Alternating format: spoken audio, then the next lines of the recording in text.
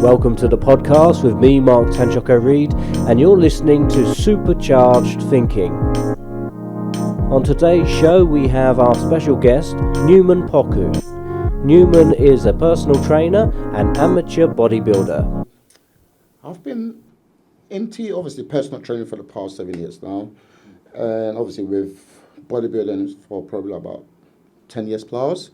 But so obviously, I started uni, I went to Christchurch University. That's where all the trainings got really serious. Obviously, before that, I was in the football academy. Obviously, training in the football academy wasn't like a bodybuilding training style. Getting to uni got me started doing my personal training qualifications. Finished that within the first year at uni. Started working straight as a PT. So straight in there, I started from there. And obviously, it was really a tough time. Obviously, being a new PT, obviously, it's really like a new thing to me. I didn't know what's going on. I was just going through the flow. Yeah. Just going through the flow, going the flow. But as times built on, lockdown happened, things got hard. I still got people training even at the park. Yeah. I was training at the park on top of that. Big, yeah. It was real. It was a bit hard. Some people were like, you be training someone at the park, and some people walking past, they're like, you're not allowed to do this. It's like, I do get it. By the day, that's how I make my living. Yes. That's a full-time job I do for a living. But times goes on, obviously with lockdown, I still had a bit of work on the side as well, just to obviously get me going on income. It was a bit tough time during lockdown. Yeah. But thank God, lockdown obviously got over, and then things start, going nice and smooth for me. Yeah. So right now, I won't say I'm comfortable, and I would say I'm quite good where I am now, but there's always room for improvement. Yes. And I think that's a good mindset to have, a good attitude. Yeah. But then when I find that I'm dealing with, I'm basically deal with a lot of people who are suffering with anxiety. Yeah. And one of the big things is this idea that we have to be comfortable. Yeah. But what does that even look like? Right? Yeah. It's like the holy grail. We're trying to find something, right? Or when I get to a certain point, usually it's a milestone. That's it. No. That's it. No. I think with PT, there's no such a thing as that's it. I think I think it's like being like self-employed. Yes. There's no such a thing as that's I'm comfortable now. I'm not taking on any clients. I'm not doing any more job on the side. Because with that, being self-employed, any clients could drop out any time. Any clients could, like, probably 1 month I could get 3 clients just dropped out. Yeah. And then, like, if I had 2 clients that was obviously came up to me, I didn't take them on board, that's a big loss for me. So that is one thing I always had, like, mentally wise. Yeah. There was always room to improve. So I was like, if someone comes on board and I'm still fully booked in that day, so I kind of take my hours, say my free time to put the person there. So that's one thing I always do. Unless it's really, really tight, then I can't. Then I refer the person to someone that I think will help them. That's interesting. Yeah. Because the way I operate, because I have clients one-on-one, and the way I see it as well, it's very much an invite or referral way. Oh, yeah. And it's important because there's one big thing, and there's one word really that comes to mind, is commitment. Yeah. So there's so many people that want to lose weight. But as I've got you on, I want to shoot forward and actually ask you a question about this. So if anyone is looking to get in shape, where do you start? Okay, so I'll say I've helped probably over 200 clients transform their physique, get into the best shape of their life, to basically change people's life. Most people come to me and then they want to lose weight. Say they go, I'm going on holiday. Example, this summer probably I'm going on holiday in 2 weeks. I want to lose weight. I'm like, 2 weeks is not enough time to give it to me and yourself to get there. What we could do is that we could probably, train, still keep going, come back from holiday and still keep going. Yeah. For 2 weeks, I'm not them ones that will obviously sell you dreams. 2 weeks, okay, cool, let's go, let's do it. Because 2 weeks to get in shape, it's just going to be like a hell. Yeah. You're not going to enjoy the process. Yeah. So basically, you want to enjoy the process. You have to give yourself a time. So what I do is when someone come up to me and they go 3 months, 4 months, 6 months, year plus, great timing. Because then I get chance to study the person's body. I get chance for the first 6 weeks, it's hard to study the person because some food and some training might not serve the person. Yeah. So I mean, like most clients I have, like they got like lower back pain. So we try to like elevate say any weight lifting off the floor, and then with that you need to give me a chance to get to know it so that I could adapt different exercise in there for you. I could adapt ways to improve on that. So do you know what I mean? So it have to be you. I can't just give you any plan. Go do it. You got 2 weeks. Let's go. So that's what you have to give yourself a time, and we kind of build it up from there. So say come up to me, want to lose 20 kilos, example. So we set a target, example, to lose 1 kilo a week. Yeah, good. First 2-3 weeks, your body water weight will drop off as you go along, but knowing that sometime in the future we might hit the plateau. But it's all part of the process. So what I do is that we do body measurements, and that is the most important thing when it comes to trying to lose weight or trying to like look good in physique wise. Because sometimes a day your weight might be the same, right? And then last week your weights will say 32 inches, your chest will say 40 inches, but the weight still stay the same. But this week your waist level was 30 inches. Your chest is 41 inches. So which means it's a goal there. The weight did not move, the scale did not move, but then the waist gone down, your chest looking for a male side. So that's why you don't always go by the scale. Don't get me wrong, your goal is to lose weight. So obviously you want to see the scale moving, but sometimes we don't always go by the scale. It's more about body composition. It's more about body composition. Quality. Quality, not quantity. Sometimes clients, no more scale for the next 6 weeks. Body measurements, and sometimes you have to look back on our training. Last week, you couldn't probably bench, say, example, 100 kilos, you struggle. This week, 100 kilos, powerful, boom, you do another rep. So those things are much, much important than just losing weight. So that's what people do get a bit wrong of. So I always tell them, okay, last week we were able to bench 100. 2 weeks ago, we were struggling to do it. So, and then our waist levels gone down, but the scale still stayed the same. That's a progress. It's a tick. It's a score. We win there. So we always see that, and then so that's what clients. Oh, okay, cool. So they're not looking at that side. They always focus on the scale. So it's like that's why you have to give it time. Not 2 weeks. We can't get that on that 2 weeks. You have to give it yourself time.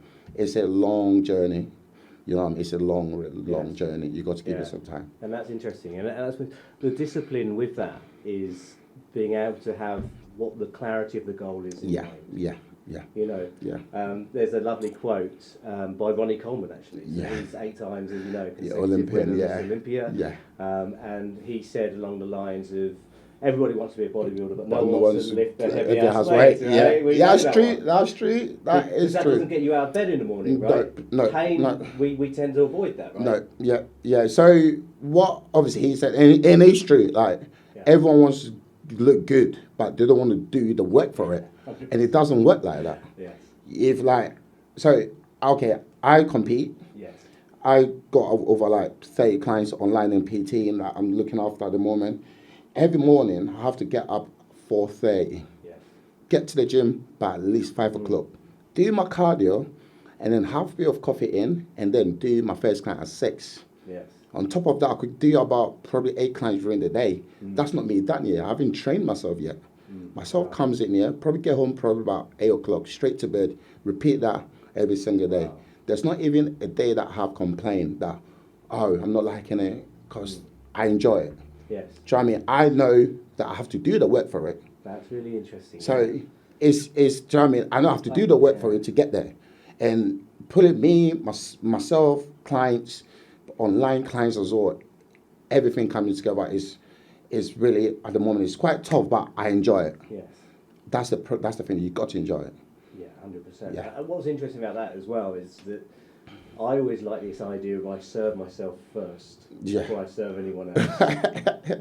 But because of the shift pattern or the work that you're doing, timeline almost goes out the window because it doesn't matter anymore because that through line, the purpose that made you do it is the magic is enjoyment. Have fun.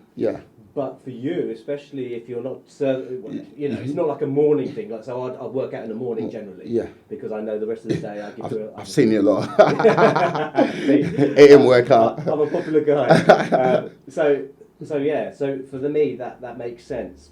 I'm just trying to get my head round if I had to do it after serving everyone else. But then again, what do they say? Einstein, time is an illusion. It doesn't really matter. It doesn't really matter where you could do your clients before you train yourself, or you could train yourself before clients. Because with competing, I do fasted cardio every morning. Right. With that fasted cardio, people say, "Oh, it kind of kills your energy." I think it wakes me up. Right. Okay. Interesting. It wakes me up. Fasted cardio in about 30 to 35 minutes. If I Stairmaster or cross trainer, I'm good to go. Get in the shower. Yeah. Get into the change room. Get ready. Get coffee in on the gym floor. That means that I'll do about 3 clients before having my first breakfast. Wow. So I do give myself at least 15 to 30 minutes just to sit down, just relax, plan for the next client's plan. So I do plans like every 3 clients. I do like 3 clients plans. Yeah. I heard, boom, this client, okay, last week we done that. Okay, this week we're going to make sure. So I always plan it, and then doing that at the same time, eating my meals. I go for about 7 meals a day.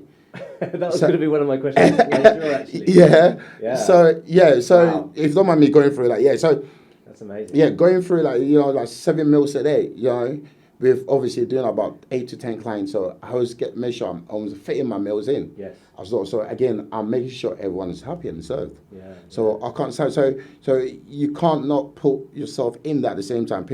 That's what people do make like excuse. I'm too busy. Yeah. There's no such a thing. I'm too busy. No. For me personally, yes. Like cause like there was a point that I was like, I'm not taking no more clients because I just want to have at least 1 hour lay in. I didn't want to come in at 5 o'clock and do the cardio. Yeah. So I want to come in at 6, do the first client or 2 clients and do my cardio. So give myself like at least 8 o'clock or 9 o'clock, do the cardio, shower and do that. But I was getting a lot of requests and I'm like, okay, wait, 1 hour sleep, it's not going to make impact. So maybe I could go to bed early to replace that. So instead of going to bed at 10 o'clock, I'm going to bed at 9 to wake up 4:30. Do you know what I mean? So then I'm kind of like, working towards like, I think Stephen Harvey said this, he was like, rich people don't sleep 8 hours a day. No.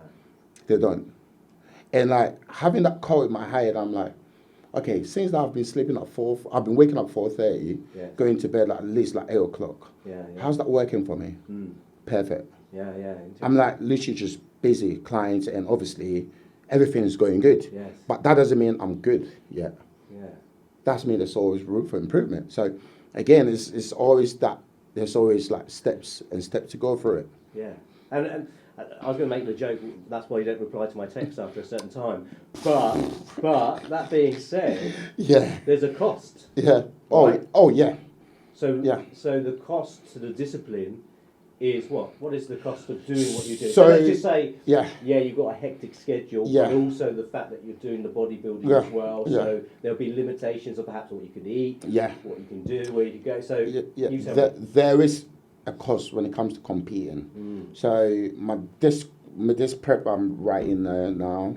Obviously, we've been prepping for the past, I think, 11 weeks now, or we still got 15, and we still got 5 weeks to go. So we're doing 16 weeks prep. And my food shopping is ridiculous, not gonna lie.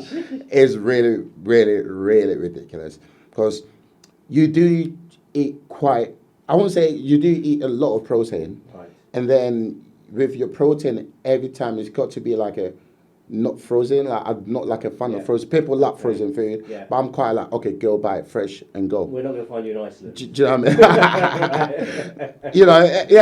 But that doesn't mean my clients also eat fresh. No, Look, I'm like, I'll just give you the plan. If you could get wherever you want to get, as far as you get in your macros in, it's fine. But in general of prepping and bodybuilding, it's really expensive. Supplements haven't come in. Your protein powder, whatever like you take and haven't come in yet. On top of that, your food haven't come in yet. Yeah. So, and then on top of that, you probably want to go gyms, visit different gyms. Because if you're prepping and you train a lot once in the gym, to me personally, I think I kind of like mentally wise, it's not really great because you kind of go through the same routine, which is fine, which is like bodybuilding, it's not the same routine, but you go on different gym change like atmosphere, change your mindset. Yeah. Like you see, oh, I love this gym, I love this workout. Like you feel the vibe, like it just feels really good. That's why mostly every Saturday, I love to go to different gyms. I let's go there. We could go to Essex, we could go to London. Wow. Did you want to give a shout out? Who's your entourage? Who's in your team? You can say, right? Oh yeah, like what you mean, gyms wise? No. Who's your coach? And oh yeah, shout to my coach Jace. He's been really great. Jace, I've been with Jace for the past 3 years. Oh, good. And he's like a brother, basically. Right now, he's like a brother to me. See, I saved you there. Yeah. He's like a brother. He texts me like every day. Great. He talks to me like a brother, basically. You know, and I've learned a lot from him. He's one of the most good guys that I've ever met. Yeah. Like, and he's with his clients, why he's really good at it. Yeah. So I've learned a lot from him. I do ask him questions, not just prepping and coaching wise. Personal life, like my business. I'm like, because he was there at PT, and now he's one of the biggest coaches in the UK. Yeah, he's done really good. Like, he's only young as well. So I'm like, Chase, how am I meant to do this? Blah blah blah blah. He goes, oh yeah, just fine, just keep going, do this. Instead of you doing that, just kind of tweak it a little bit. I'm like, oh, thank you very much. Not just a coach. So Chase have been really like a big part of this journey for me. I was writing for that, and that's why someone was like, I've had a lot of coaches approach me that want me to, that will be like, oh, I think you've got great physique, you've got great genetics, I could get you to win your pro card, your IBB pro card. Obviously, that's what I'm going for as men's physique. Okay. So, you know, and I'm like, no, I'm good. Thank you very much for the offer. I've seen you doing a good job with all of our clients, making them win like 9 pro card. Yeah, but I'm happy with Jay's, you know, and because we get on good. Like, I think coaches are there to help you and guide you, but there's a lot what me and Jace have built. Trust. You've got that trust there. You've got that trust there. And whatever he says, I'm just, okay, I'll do it. Let's go. That's really cool. So like family, really. Yeah, basically, you just text me like one, I think I nearly fell asleep. My last year show, he texted me at 5, he was like, wake up 5 o'clock and do your check-in in the morning so I could give you a plans quicker before I start heading to your show, because it's a long day. I went on a Friday night to sleep in a hotel, and he was going to drive up Saturday just to come see me on his own. Yeah. So he was like, so you wake up 5 o'clock, he goes, I was tired, I passed out. Yeah. And he kept calling me, I wake up, I see like 5 or 6 missed calls. Wake up like 6:30, I meant to go to check in like 7:30. I'm like, oh crap. And he's like, what are you doing, dude? Wake up. Like, I don't think not every coach will bother to text you to wake up, to check in. And not every coach will drive about miles just to come watch one client coach, because it'll cost him more to get there and to enter the show, because obviously you have to pay to watch. So as a coach, I thought you pay more because you have to come backstage and all that. So so that's what I'm saying. He's been really great. I always like there's a lot of people also come to me, like, oh, Newman, can you help me? Coach me, compete. I'm like, I don't coach clients compete. I coach lifestyle clients. Just lifestyle. People want to go on holiday, look good. People want to lose weight in general. I'm like, I got best. You could go to my coach. If you want to compete, I'll probably say he's the best one for you. I always send him go to Jace. So fantastic. Yeah. Fantastic. And I suppose that's sort of like a nice little segue into role models. Yeah. So let's start with the bodybuilding thing, because it's quite interesting. I was privileged, I think it must have been about 2007, 8, around that time. I was in Australia and I lived in Perth, and I saw Jay Cutler, and I saw I saw Ronnie Coleman. I love them. I love them. And it was, it was at the height of, well, I suppose just after Ronnie competed in a sense, but Jay Cutler was definitely up and coming, and it was exciting. It was exciting. Yeah. So bodybuilding wise, who's the icon for you? Okay, so obviously me in that sport, I know it's I think it's the most really hardest sport I've ever done, because I was coming from a football background. I play a bit of American football for fun. I play, like a bit of rugby for fun. I'm just a general athlete, but athletic, I love sports, and I think bodybuilding is really hard. So all of the bodybuilders great. Everyone is really good. But picking one person that I'm inspired on, Ryan Terry. Okay. Ryan Terry, the UK men's physique top guy. He is really great. Like Ryan Terry, he's a family man. Okay. He gives no excuse. he's so humble. Yes. Like, he basically set. He's just not like, oh, like I've seen a lot of bodybuilders, they obviously love to obviously say things and here and there how prep is going. Yes. But Ryan Terry is just like doing my thing. Yeah. If I go there, I win. I'm there because I enjoy the process of it. Wow. And I'm like, yeah, true. You got to enjoy the process, and he's you can't fake that, right? You can't fake that. You can't fake that. And don't get me. He goes, yeah, I just enjoy that. He goes, first of all, I got my little kid to look after. Yeah. So health always comes first for him, and that is why I'm like, okay. Wow. Yeah. So Ryan Terry, that's probably who I got into. I started watching him to do his posing. Okay. That's him. If you look at my first ever pose, it's so funny compared to now.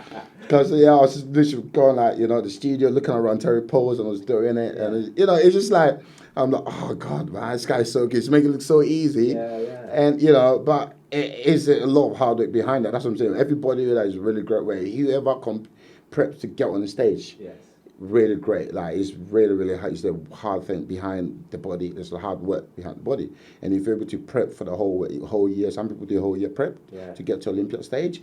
Because they love it. Yeah. I won't take nothing from them. It's always salute anybody. But if a little kid goes, I just compare, I'm like, great, well done. But if they tell me they didn't play, I'm like, yeah, well done, you smash it, because discipline. Yeah. Discipline in there is massive. The big thing. Yes. So that's why people lack a lot, and that's why I say bodybuilding don't for everyone. Yeah. You see people like looking good. They're like, oh, dude, you're looking good, man. Yeah. I want to be there. I'm like, it's like coming from a sports football background, like, so I'm more like a challenge person. Yeah. So I love to challenge myself. I was going to ask you a little about, this whole process of being able to envision what you want to achieve and how important that is. Yeah. Because for me, being so, so it's so important that you can assimilate what you want in your mind. That's something that I coach. Mm-hmm.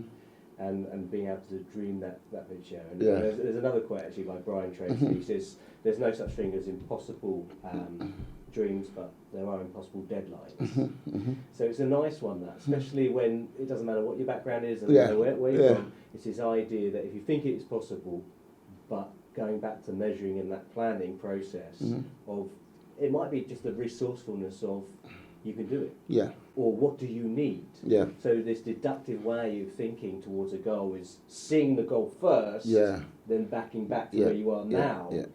I mean, how important is that to you in terms of, let's take this. So what's the event, sorry? Just so we know. So my first, so I do men's physique with two bros, IBB. Okay. Yeah, so obviously you do two bros just to obviously to get your pro card, basically. That's the federation I compete with, is the NPC. Okay. So they do. So you do get your pro card, and then you get to do a lot of pro shows to get qualified for Olympia. So right now I'm like an amateur IVB. Yeah. Okay. So if I win my pro card, I become a pro IVB, which means I could compete on Olympia. I need to win a couple of shows to get me qualified for Olympia. So it's kind of look like, oh, he's almost there, but trust me, it's a long way. So that was another thing that I was thinking of. Is it difficult when you go to these shows, even though you've done all the prep and everything, to not actually sort of say, oh, what's this person doing? Or, wait a minute, they look better than I remember. Yeah. Because it's a human condition. It's a human condition to say, where am I? How do I gauge that? How can I not be distracted by my fellow...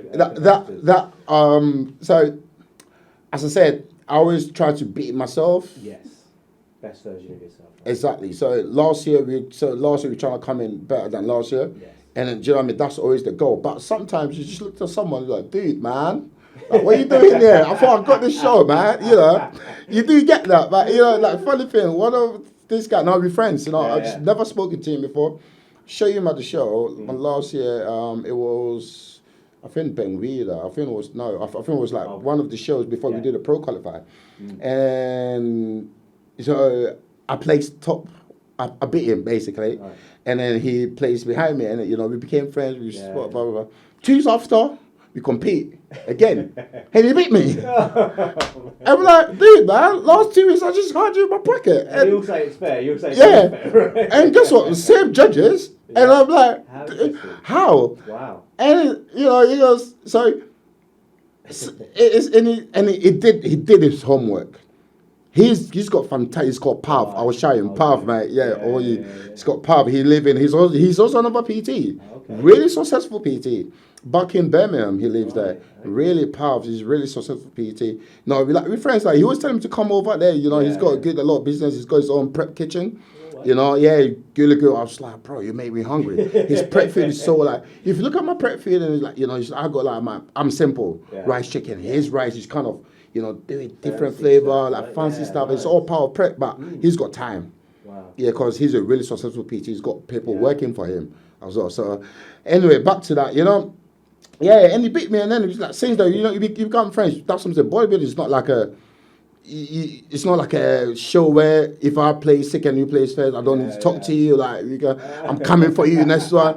Be like, you know, I just am like, dude, man. He goes, I just done my homework. Apparently, it was too big. And he came in a little bit smaller. He goes, bro, the last 2 weeks, and not gonna lie, on the day that we were competing, back on the stage, he was just laying down. I'm like, you right? He goes, I'm starving, man.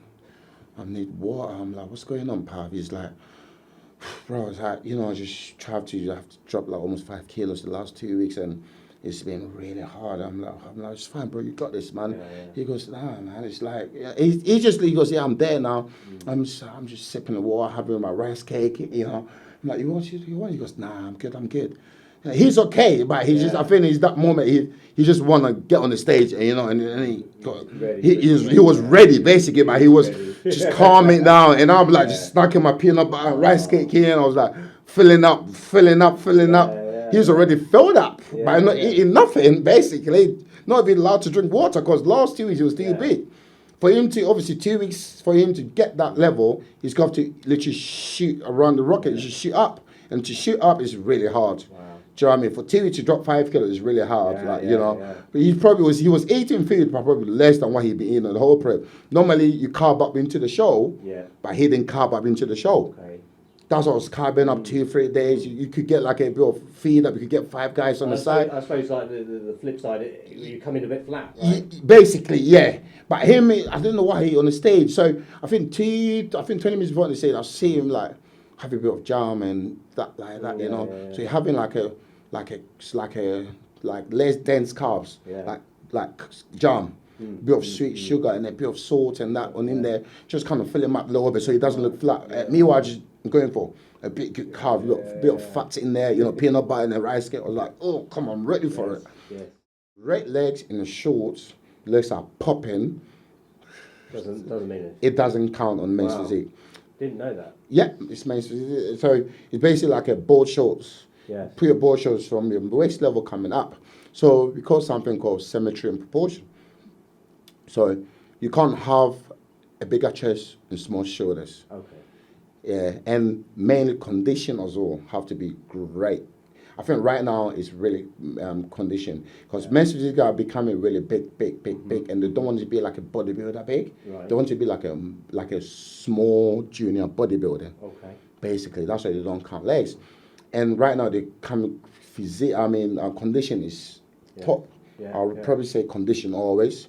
Symmetry and proportion will come in us, and then probably size a little bit. Right, okay. Yeah, so condition is great. Condition shows how much work you put in. Yeah, okay. So your condition is looking good. I mean, you were digging in your diet. Some people got great genetics. Okay. They don't need to put in as much as to get condition. Some people have to put in harder. It's like me going for tan. Yeah. I don't even need the tan. I'll put on one baby oil. Some people need about 3 coats to get on the G. I'm coming from. Some people need to put in worked to get that condition. Some people don't, but it's always about condition. And people with great genetics, it's always getting it. But again, sometimes hard work always beat good genetics. Yeah, absolutely. Hard work beat genetics. And I've always been like a hard work guy. So I always get from my coach, he knows that I got great genetics, but he doesn't put that genetics first. He was like, let's go. Because you can use it as an excuse, right? Yeah, but we don't. He always put me to work. Let's go. Let's get it. Let's do it. I want to ask you then. What's your favourite body part? Oh, come on. I won't ask you what the least one is. I think it's like favorite body part to train. Yeah. 1 or 2. Go on then, give me 2. But do it if you can rank it in order of priority. So I mean, I love chest. Oh, you love chest? Yeah, okay. I love a chest. I just love to see the fullness. I just look at that, see my popping when you look pumped. I think there's not been a day that I've never taken a picture of after chest day. You know, you just love it. That's what I'm like. That's what Arnold said. Yeah. The best feeling is when you're working on, you look in the mirror and it's like, oh, you're looking pumped, and the chest is like full. Yes. You know, I love a chest day and back. Okay, yeah, I love it back day. I love because I could go heavy on back. Wow. Okay. So you think those are your strengths as well? Yeah, I could go really heavy back. Could go really heavy, mainly on like a lot of cable stuff. Okay. I go super crazy heavy on back because I think my back could take more. Could load up my back, and every time I train back, it feels like I just got this lats that I can put down, and I like that feel, the same feel. Yeah.